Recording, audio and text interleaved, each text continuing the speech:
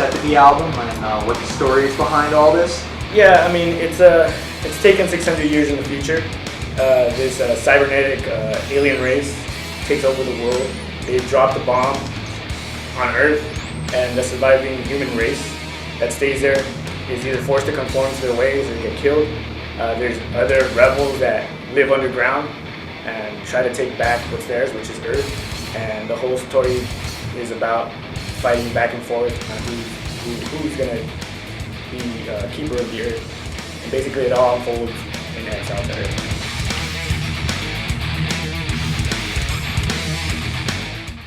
Well, the first song on the album is 600 AV, After the Bomb.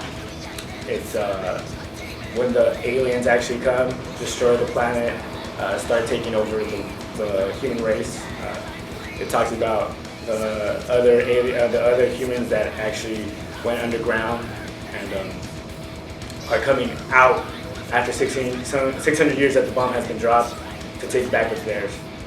Number 2 is Episodes of Aggression, and it's basically talking about all the sectors that are now uniting with the rebels from the underground shelters to try to destroy the Krong and bring them down. Prototype Death Machine is actually a song that, because the Krong actually practice experiments with humans, this scientist that actually escapes from the Krong's sectors comes to the rebel side and creates this big machine to destroy the Krong. Number 4, Prison Planet, just goes into how everybody in how the Krong became who they are, how they got into the throne, and how they started ruling the Earth. Number 5, Genetic Encryption, talks about the experiments they do on humans. Number 6, Blitzbuild Offerings, is all the sacrifices, all the humans they are sacrificing for their gods in order to live as well.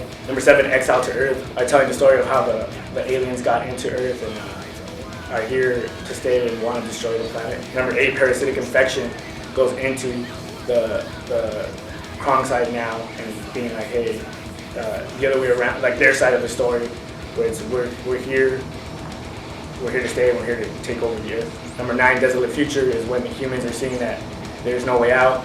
That's it. The Krong are killing us all off, and we can't do anything about it, except for 5 rebel humans that are trying to bring justice to a world that was once there. Number 10, Sector 87, is the sector where the Queen of the Krong lays, and a couple of humans are trying to get in there and destroy her so they can get the throne back. And number 11, Cross Examination, is where it leaves off as they go into, as the last Krong cross hybrid escapes from the laboratory, and it leads to kind of as a cliffhanger of what's going to happen.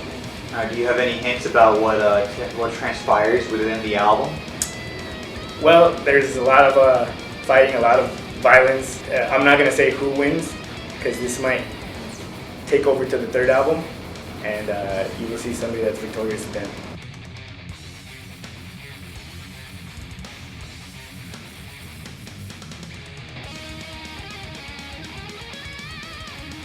Me and Jerry, the new bassist, are really into sci-fi and B-horror movies. He's really into government conspiracies, and I'm into alien conspiracies. There's different things. I mean, I could go on and on about stuff, but basically to wrap a long story short, is just I believe aliens are here, they're controlling you now, and they one day will come out and destroy you. Jerry, on the other hand, is a whole different story. He's all about the Illuminati, so I mean, I can't really speak for him, but for me, it's aliens. Aliens are here now, and they will take over. So how are aliens here now? Are they here in like a human form, or are they just kind of hidden among us? I actually do think they are hidden in a human form. They're walk among us all the time. People don't know them. One day they will come out. Like I said, video games, sci-fi movies, comic books. We put those two together and made what Exile to Earth is. It was actually just supposed to be one song out of the new album. We said, well, let's make something, see if the guys like it.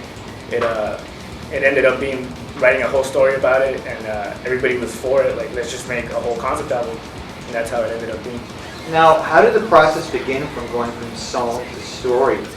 I think it was more Jerry and me, a kind of a tag team thing. We, like I said, started with that one song. Took a lot of time to write the story out. We probably wrote out the story a couple of times before we actually came up with the one we were satisfied with. Everybody was about it. Everybody was cool about it, and EXILED to EARTH is what it is. This is Jerry's first album with the band. Can you tell us a little more about him? You knew his member of Bonded by Blood? Yeah, his name's Jerry Garcia, not the guy from Grateful Dead. We did him do some magic potion and revive him. He's a good friend of ours. He was in a band named Taking Over, and we always hung out with him. It was the perfect pick for our band. He knew most of the old songs, so it wasn't a big, we didn't go on a big bass search or nothing. We already got along with him. It wasn't a big, oh, are we going to get along with him or not? Is he going to be a different person on tour or whatnot?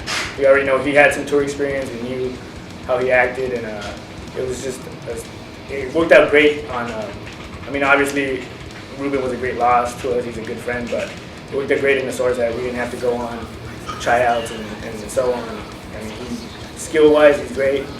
Friendship-wise, he's there, so he's like part of the family, and he has been part of the family for a long time. He seems to be making a pretty immediate impact. He's been a major contributor to a lot of the writing on the album, especially with the story. Did the rest of the guys in the band really immediately take to him and just, coming in and kicking ass? Yeah, before Ruben was a major help in writing and whatnot, and right off the bat when Jerry came in, we wanted him to let him know that he's part of the band and he could take some sort of new take on it if he can. It was a new album. It wasn't Feed the Beast. We wanted to take a whole different attempt. We didn't want to use the same formula, and having a new element in obviously helped a lot what we did on EXILED to EARTH. The rest of the band's cool with it. He hasn't brought any kind of negative, let's turn it something we wouldn't want to turn it into. So we're all happy with him and what he has done and contributed for the band. Is he one of the reasons why EXILED to EARTH is such a step further in its aggression? I think so. He has a major impact on the way he plays and the way he writes music. It's not the same thrasher here, thrasher there. He's really into different music, and he's really open-minded to different ways of playing. He comes from different backgrounds of metal and so on, so he had an immediate impact. Yeah, he's a great guy. He's a great music writer and great friend. What was the approach on EXILED to EARTH as compared to Feed the Beast? Well, I mean, Feed the Beast and EXILED to EARTH are 2 years apart, and in that time frame, I think we grew as musicians. We got a little bit more open-minded, started listening to different kinds of music, not just one certain type. Weren't afraid to keep it a little bit more fresh, a little bit more, I guess, give it a little bit more personality on who we are as a band, and not just some retro rehash band. I guess give it our stamp of this is who we are now and this is what we're going to do and bring to the music world. I think the guys musically, they grew, matured, and why not showcase their talent? Music writing, of course, we matured as well. Playing gig after gig on tour, makes you a better musician. Listening to different music aside from what you're always used to always makes you a better musician as well. We wanted to showcase that on EXILED to EARTH, and I think we did a good job.